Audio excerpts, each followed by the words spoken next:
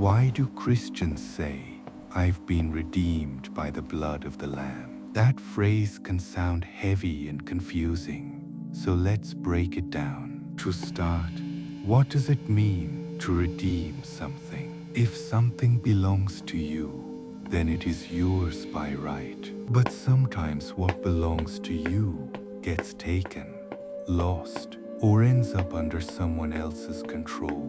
To redeem it means to bring it back to its rightful owner. Sometimes that happens through proof, sometimes through payment, sometimes through a direct claim.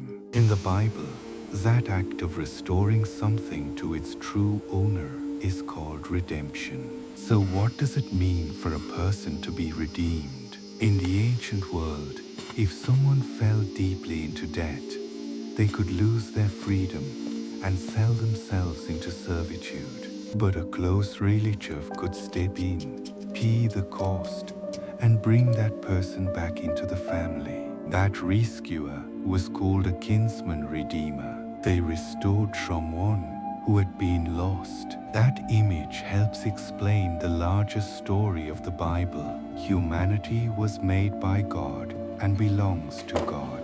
But human beings became trapped by sin, corruption, and death. The Hebrew fortlays is about God acting to reclaim what is His, to bring people back to Himself. That is redemption. But then what does the blood of the Lamb have to do with that? For that, we have to go to the story of Exodus.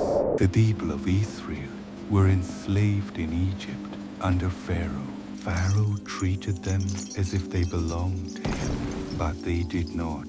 They belonged to God. So God confronted Pharaoh and demanded their release. When Pharaoh refused, God answered with acts of judgment and power. In the final plague, death would pass through the land. But God also gave His people a way to be spared. Each household was told to take a spotless lamb and place its blood on the doorposts of the house.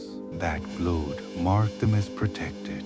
Why a lamb? Because the lamb represented an innocent life, a life untouched by corruption, a life rightly belonging to God. And the blood represented that life poured out in sacrifice.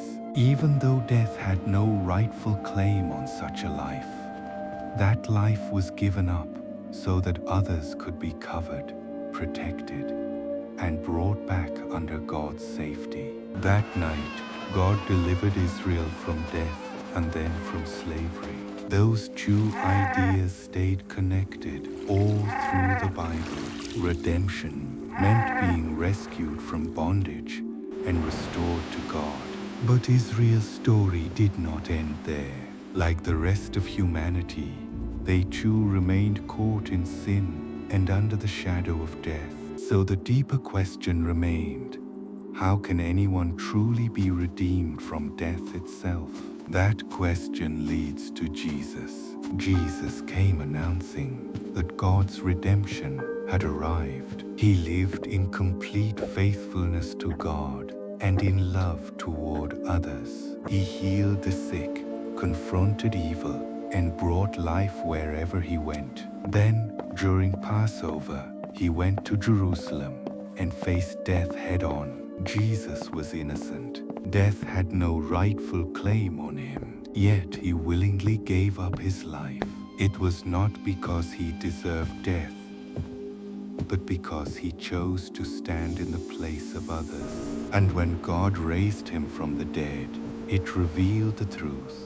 Death could not hold Him. That is why Christians speak about the blood of the Lamb. Jesus is the true and final Passover Lamb. His life, given in love, becomes covering and rescue for those who trust in Him. Because death had no claim over Him, those who belong to Him are no longer finally claimed by death either. So when a Christian says, "I've been redeemed by the blood of the Lamb," they mean that through Jesus, God has reclaimed them.